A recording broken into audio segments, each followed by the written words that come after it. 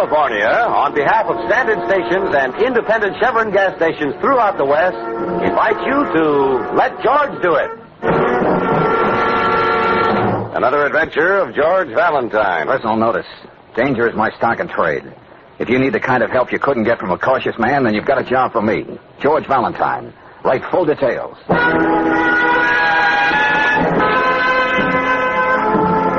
Mr. Valentine, you may have forgotten the one time we met. You were the best man at my wedding. Yes, I'm Joe Burke's wife. You won't believe what's happened to him. Easygoing, happy-go-lucky Joe. He's a pitiful mental case, and they've got him in a sanitarium. You were so close to Joe in the Army, I thought maybe if you... saw you again, it might do more than the doctors have been able to do. I thought of this when I saw your ad in the paper, like a ray of hope. Won't you try to help me? It's signed anxiously, Laura Burke. Joe, a mental case? Oh, no, not the Sergeant Burke I knew. Well, George's wife would hardly make up anything like this. But Brooksy at Palermo, when everybody else was either cussing or praying, that hard-headed Irishman just sat around playing a harmonica. Danny boy. It's funny I never heard you talk about him. Well, you know how those things are, Angel. You swear on your GI dog tag that you're going to be sure to keep in touch with each other, but as Tempest Fugit's Old Lang Syne becomes just the name of a song. But you were his best man. This kid Laura came down to camp. We hopped the Jeep over to the chaplain, and it took 15 minutes for the tender vows. A minute for me to kiss the bride, and they were off. All Joe had was a 48-hour pass. Darling, she sounds so desperate in this letter. Yeah. What's that address, Brooksy? We'd better get right over there.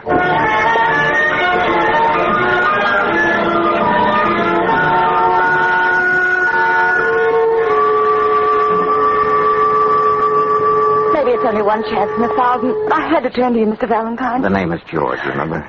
He's in that place, getting worse every day, and how he doesn't even recognize me. Laura, we do want to help you, but honey, you're making it so much harder. Here, sit down. I'm sorry. I know this is tough on you, Laura, but try to tell us the whole thing from the beginning. How did this happen to Joe? When? Well, about a month ago, they brought him home from Egypt. Egypt? What was he doing there? Well, after he got out of the Army, he got a job with an export company, Kessling Limited.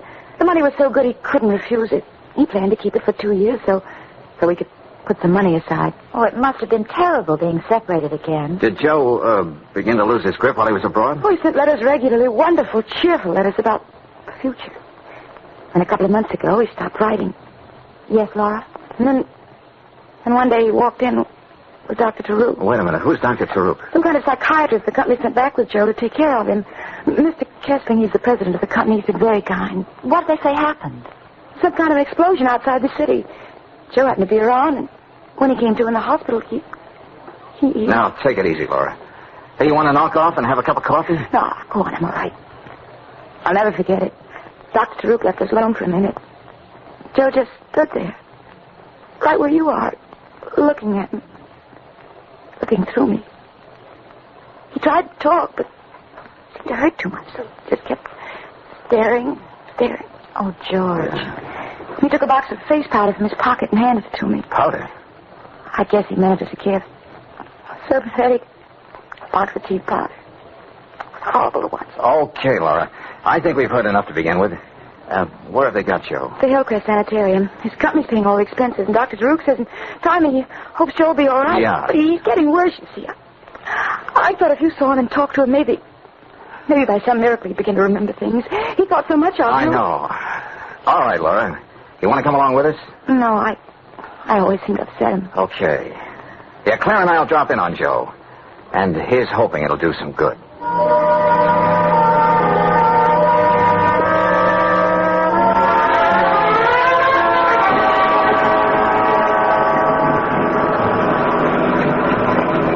The sanitarium should have peace and quiet, but they should build it where people can find it. Yes, it is out of the way. Gosh, and every time I look down into that valley, I get dizzy. Kind of unusual, isn't it, Brooksy? What? A company going to quite so much trouble for one of their people. Sanitarium special psychiatrist who seems to stay on and on. Well, darling, maybe the milk of human kindness doesn't curdle as easily as most people think. Maybe not. Brooksy, I've been in some tough spots. But I think seeing Joe like this is going to be just about the toughest.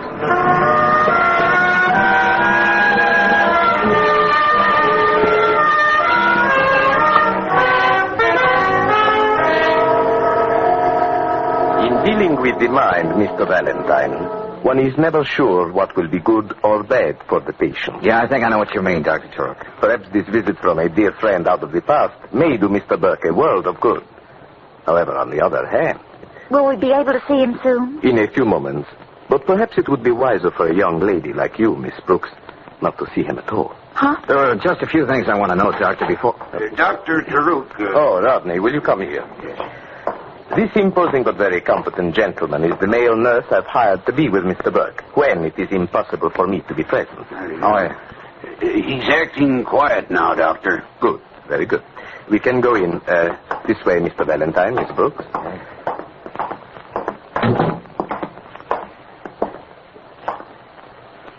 There he is.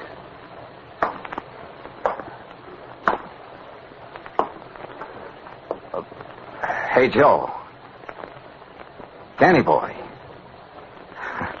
Don't you have anything to say for yourself? What did you do? Lose your harmonica? Oh, George. Yeah. Rodney, wipe Mr. Burke's forehead. Yes, Doctor. You can see, Mr. Valentine, what an effort it costs your friend to try to speak. I'm not blind, Doctor. Permit me to explain. The blow he must have received in that accident has injured the tiny wires that crisscross in the brain. His thoughts cannot get through a form of motor aphasia. Well, that's good to know, but it doesn't help Joe. Doctor, does he know what we're talking about? I am quite sure he does not. You see, the wires of the brain that are blocked make it more difficult for him to get his thoughts through. The theory is... Okay, Doctor, but look. Yes, Mr. Valentine. I'm quite sure you're a very competent psychiatrist, but I know you won't mind if I have Dr. Hunter, a friend of mine, come in and have a look at Joe. Just a consultation. Very well, if you feel that way. And it might help to look a little more into that accident. Anything to help your friend, Mr. Valentine. Rodney. Yes, Doctor. The other case downstairs I was so interested in, I think the crisis may come even before I expected. Would you mind being there to do what is necessary? Then let me know exactly what happened. I'll take care of everything, Good. Doctor. Try talking to him again, George. Hey, look, you big oaf. Stop holding on to me. You know who I am. Hey, we got a lot of old times to talk about. You know me, Valentine. Oh, I suppose it's no use. Hey, how is it, Dr. Taruk, that Joe was able to walk when he came home to his wife, and now he's flat on his back and can't use his hands or his legs? I thought he was being cured. It is my hope to arrest the process of the paralysis. Yeah? To shield him from emotional disturbances. Rid his mind of fear. Fear? What fear? Joe was never afraid of anything in his life. This is a different kind of fear.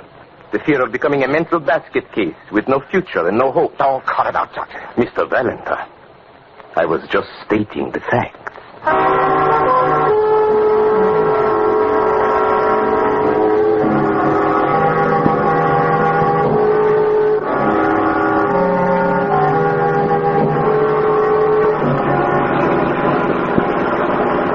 And to hold from this day forward, till death us do part. What are you trying to say, darling? I'm just the best man with a photographic memory. Oh, I know how you feel about Joe and Laura. Death, Brooksy, those two should be together. Something's got to be done about it. Look, do yourself a favor, George, and listen to me. This is something you don't know anything about. You're no psychiatrist. No, you listen to me, Angel.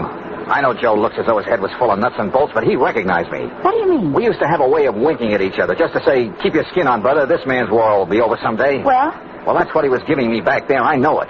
are you sure you aren't imagining something you want to believe? I don't care for that oily Dr. Brooksy, and I care less for that overgrown meatball Rodney hovering over Joe every minute of the day. I just have a feeling he's not getting the right chance. You can't let it be a question of feelings, darling. Believe me. Wow. Golly, me too. Oh, a fine place to get a blowout. A few more yards and we would have gone pitching into that valley. Hey, wait a minute, Brooksy. Don't open that door. Get down. George, what's the matter with you? Maybe that wasn't a blowout. What? Just playing safe. Well, there doesn't seem to be anyone around now. You stay where you are, Angel. I'll take a look-see. Did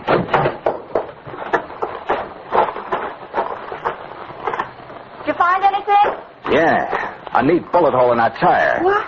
Somebody shot at us from those rocks up there. But who could it be? It'd have to be somebody who knew we'd be coming back this way. Brilliant deduction, Brooksy, but we'll go into that later. Right now, we fix a flat and then get back to town.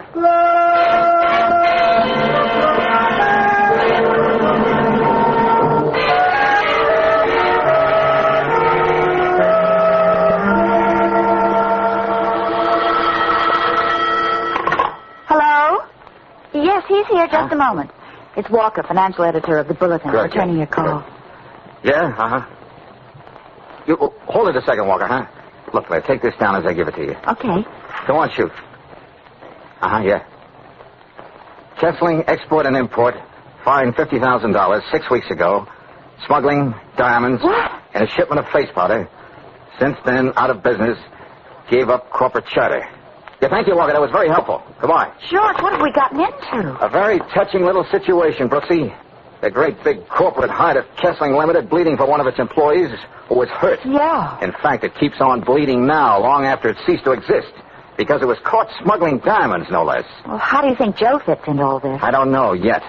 But right now, we're picking up Dr. Hunter and going back to Hillcrest Sanitarium. Let him take a look at Joe.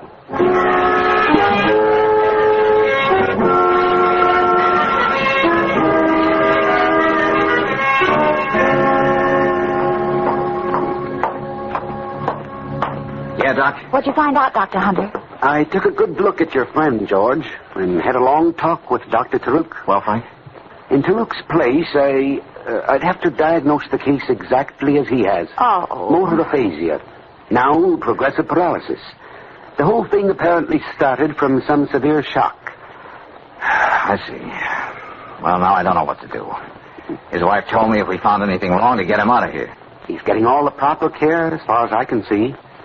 Frankly, I wouldn't suggest that he be moved in his present condition. Okay. Okay, Frank, you know what you know and I know what I know. Now, Maybe George. I'm wrong about Taruk as a doctor, I mean. But there are too many other things wrong about this setup, including that bullet in my tire. Yes, and I still say Joe Burke was winking at me.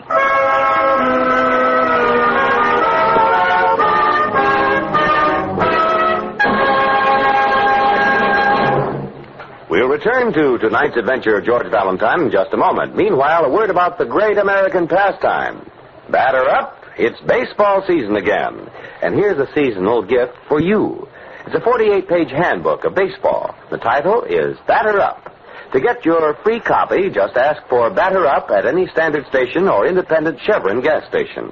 This guide to baseball fundamentals was written by Bert Dunn, former pro. It has 45 illustrations and photos. Boys will be keen about it. Batter Up tells how to play each position, pitching, catching, fielding, and how to bat.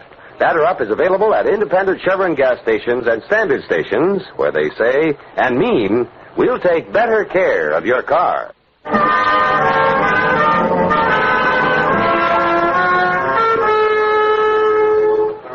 And now back to tonight's adventure of George Valentine. Well, you go through the war with a fellow who becomes your buddy. You lose sight of him, and suddenly his wife shows up saying he's in the sanitarium, a mental case. You try to see what it's all about, a bullet comes at you from nowhere. More than that, you're told your buddy is getting the best possible care. You're not convinced, so you decide to dig deeper. In George's case, that means going with Claire to the Customs Service to have a chat with one of the agents.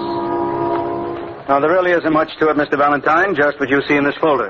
Uh-huh. What does it say, George? Nothing we didn't know before, Brooksy. Kessling Limited tried to smuggle in diamonds, caught with their carrots down and so forth.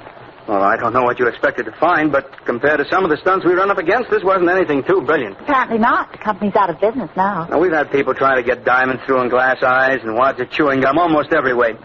Finding them in boxes of face powder, well, maybe they thought it was so obvious they'd get buying. Yeah, maybe. Face powder, Brooksy. Why didn't it hit us before? Of course. Joe gave Laura a box of face powder. What's that? Yeah, it's not important, at least not yet. Say, tell me something, Craven. Yes? What happens to the rest of the cargo when you catch people smuggling? Well, we have regular customs sales like an auction. In fact, there's one tomorrow. Oh, that's very interesting. It'll be held in one of those loft buildings down on Fayette Street. There's a public notice in the papers today. Good enough. Come on, Brooksy. Thanks a lot for your trouble. Oh, don't mention it. George, I think when Joe gave Laura that box of powder, he was trying to tell her about the smuggling his company was doing. Could be, Brooksy, could be. But maybe we'll know more about that tomorrow. Young lady, you and I are going to an auction.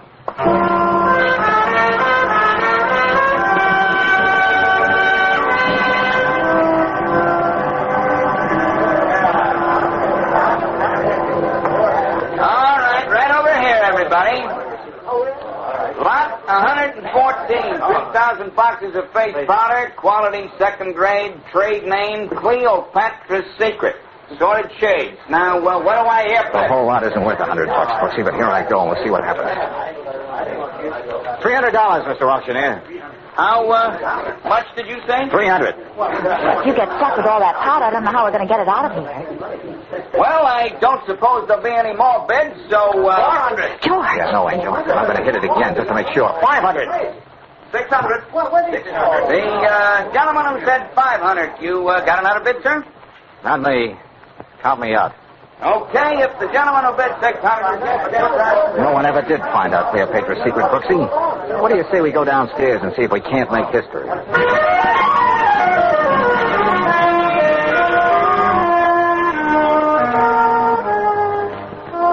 George, it's getting dark. Let's make believe it's dinner, and I'll go down to that lunch wagon and get us a couple of containers of coffee. Okay, but... Hey, hold it, Brooksy. Huh? That little black truck over there. They're loading something into it. Cleopatra's secret. You see any name on the truck? I can't. Oh, no, there isn't any name. Oh, I should have known better than to ask. They would have thought of that. Okay, take it away. Brooksy, we're off again.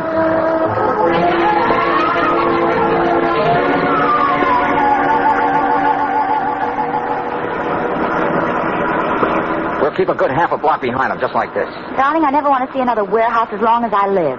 They could at least put some lights in the windows. Yeah, and some fluffy organdy curtains. The only light I'm interested in right now, Angel, is that little red one up ahead. It's turning the corner. Hey, a dead-end street, no truck. But we were right behind them. Truck can't just disappear into thin air. There's only one warehouse on this whole street. Yeah, and it's all boarded up. Hey, that big overhead door could have been up. Just waiting for that truck to get in and then closed down. I can't think of any other explanation except magic. Yeah, well, we're not going to go ringing any doorbells and tip our mitts. Look out! We'll get out of here. That shot came from that warehouse. This is getting monotonous. Being used for clay pigeons twice in 2 days. Hey, Brooksy. Yes? Take a good look at that street sign under the lamp. And remember it.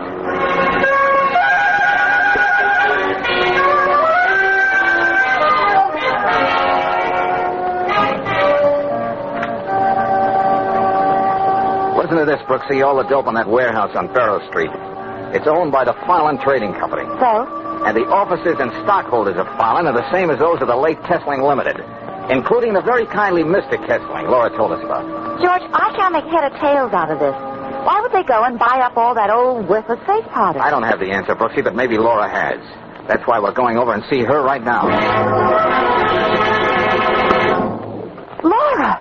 What happened to you? Oh, I don't know, really, Claire. Something hit me. Well, didn't you see who it was? No, I was sitting here waiting for a call from you, and then I don't have anything except waking up on the floor. George, this place is in a sham. Well, they didn't take anything. What's that? No, I looked all around. My pocketbook with almost $100 in it. Oh, my jewelry. Oh, that's still there on the dresser. Uh-huh. Oh, what about Joe? Tell me what that doctor friend of yours said.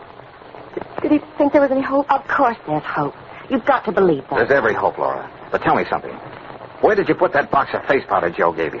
How? Yes, you remember. You told us about it. Oh, yeah. Well, I just opened it and then I put it in that drawer over there. Yeah, I'm sure of it.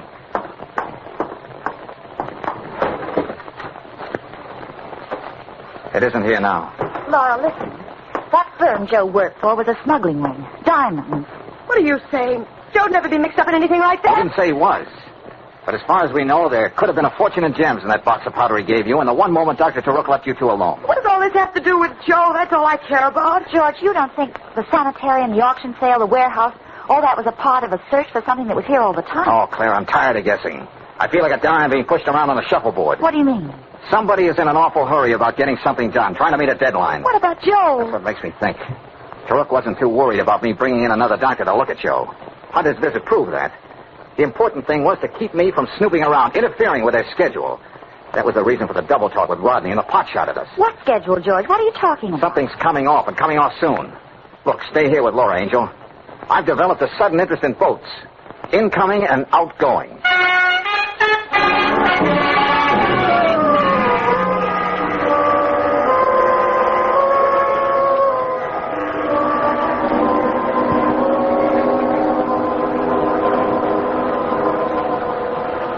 Oh, you again, Valentine. Yeah, Craven, the Customs Service and I are getting to be just like that. I'll be right with you as soon as I clear this manifesto. All right, Dory, you can put that shipment through. Hey, look, fella, this is really important, and time is what we don't have the most of. Huh? Oh, if you still got that Kessling deal on your mind... No. Same people, but a different name. As far as you know, is there anything coming through for the company known as Fallon Trading? No, I don't know, but I can soon find out. Here, just a minute. Well? No, I don't see anything. Are you sure? Everything points. Hey, wait a minute. Yeah? Here it is. I missed it because the boat's already in. Uh-huh. It's anchored out there in the harbor. Has the cargo been cleared yet? No, that's scheduled for tomorrow. What's Farland bringing in? 3 crates of powdered cocoa beans from the West Indies. Shipping in on the Pandora, Peruvian registry, Captain Martin. No, we can skip that, Craven. How soon can we get out to the Pandora? Why? Tomorrow we'll be told unloaded. you, Kessling and Farland are one and the same trading company. Hey, I think I see what you mean, Valentine. We'll take a speedboat, get right out there to the Pandora.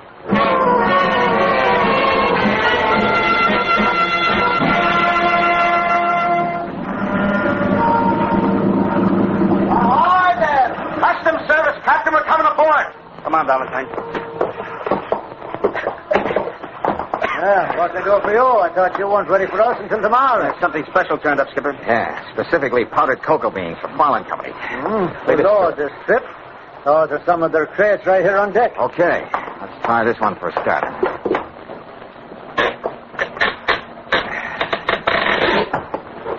What are you fellas looking for anyway? Carrots, Captain. Huh? Are you kidding? Diamonds, Captain. Oh. Now, you feel around that side, Valentine. I'll take this. Okay. Ireland, eh? I thought I knew them all. That's new one on me. All right, Craven, here we are. Huh? Yeah, it's a beauty, too. Take a look at it. Hey! Nice size. I wonder how many more we're going to find. Oh, just enough, but not too many. What's that supposed to mean? Look, Craven, can I take a sample of this cocoa? Just enough for a cup, let's say? Sure, go ahead. Help yourself. I doubt if they'll miss it when we auction the stuff off. Thanks again for the tip, Valentine. Oh, you're very welcome. But don't be surprised if I get in touch with you again.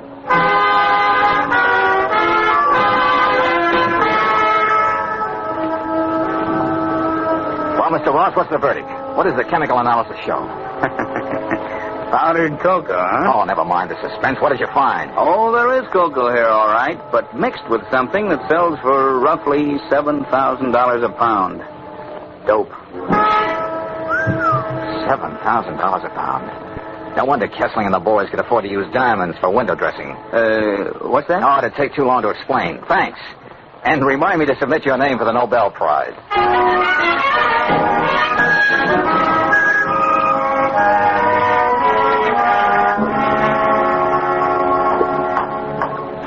What do you want, Valentine? Out of my way, Rodney. You can't go in there. Nobody sees Burke. Dr. Taruk's orders. You're a sucker for Taruk's orders, aren't you?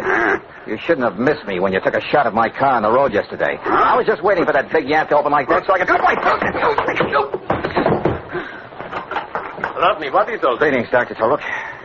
What have you done, Mr. Valentine? The scene should speak for itself. And if you don't want to join Rodney, you'll just sit right down on that bench. Maybe you should be a patient here, Mr. Valentine. Oh, yeah, sure. I got a persecution complex. I can't rest. I can't sleep. I see things, have bad dreams. I'm afraid there's no hope for me until I hear you and your friends try to explain more than $1 million worth of dope. I have nothing to say. When the police and the customs men get here, Dr. Taruk, you'll have plenty to say.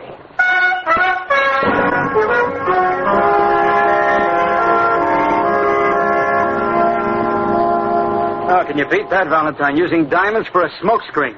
Yep, Craven, that was the racket. They plant the diamonds, not too expensive ones, of course, in case the shipment is open. If they're found, nobody looks any further. Then they pay the fine. And they buy up the supposedly worthless stuff at the auction for peanuts and make themselves $1 million. Tell me, how did that friend of yours in the sanitarium fit into all this, Valentine? Well, as I get it, Joe found out what Kessling was doing and was going to talk. All that stuff about an accident in Egypt was a bunk. Now, they gave him a brutal going over. When he came out of it, he had what psychiatrists so pompously call functional neuroses induced by severe blows on the head. Well, they probably meant to kill him. Sure, but why take chances? There might be investigations. Now, they figured it was better this way. Taruk could see to it that Joe didn't snap out of it until this shipment came through, and they'd all take it on the lam. That was their deadline.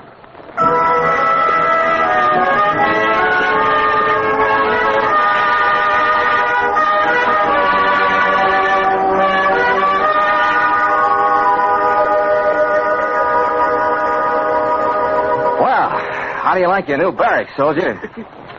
Oh, don't try too hard to talk, Joe. We always used to understand each other without too many words.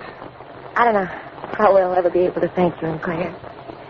Dr. Hunter says Joe's going to be all right. George, what about that wedding present? You know, the one the best man forgot to give? Oh, yeah, that's right, Joe. You and Laura ran out on me so fast that day in camp, I didn't get a chance to give you the usual set of doilies or a percolator or something. Well, now he can at least be the messenger of some good news that may make up for that. The customs man told us. It says right in the book, anyone instrumental in thwarting a smuggling attempt is entitled to 25% of what the Treasury gets on dutiable goods. Yeah. And those diamonds don't come cheap, you know. That's right, Joe. You're really the guy who was instrumental. At ease, soldier. Hey, you know, Brooksy, this time I'm sure he winked.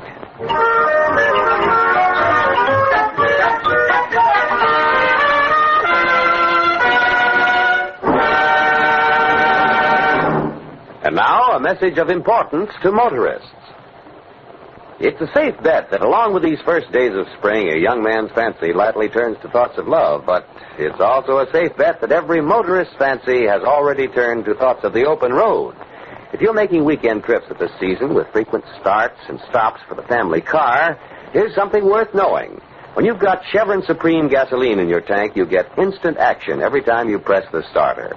It's a premium gasoline that's tailored to the season of the year and to each different altitude zone in the West. Besides saving you a lot of grinding, starting wear, Chevron Supreme gives your car speedy pickup in your stop-and-go traffic, and it assures full power for rugged hill climbing. Best of all, you're never far from Chevron Supreme gasoline. Throughout the West, you can get it at standard stations and independent Chevron gas stations, where they say and mean, we'll take better care of your car.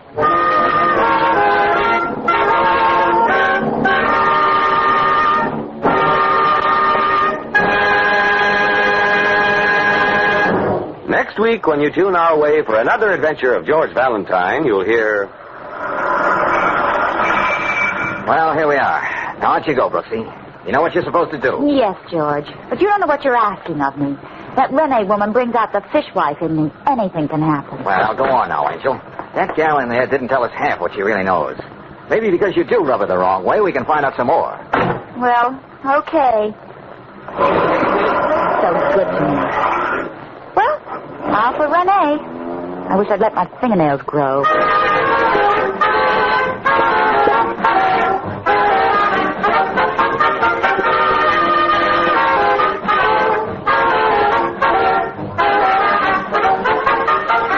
Tonight's adventure of George Valentine has been brought to you by Standard of California on behalf of independent Chevron gas stations and Standard stations throughout the West.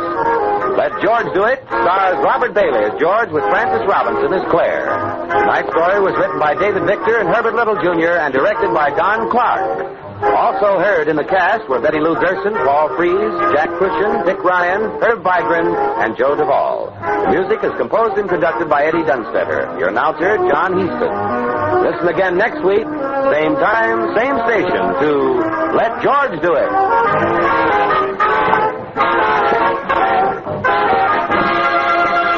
This is the Mutual Don Lee Broadcasting System.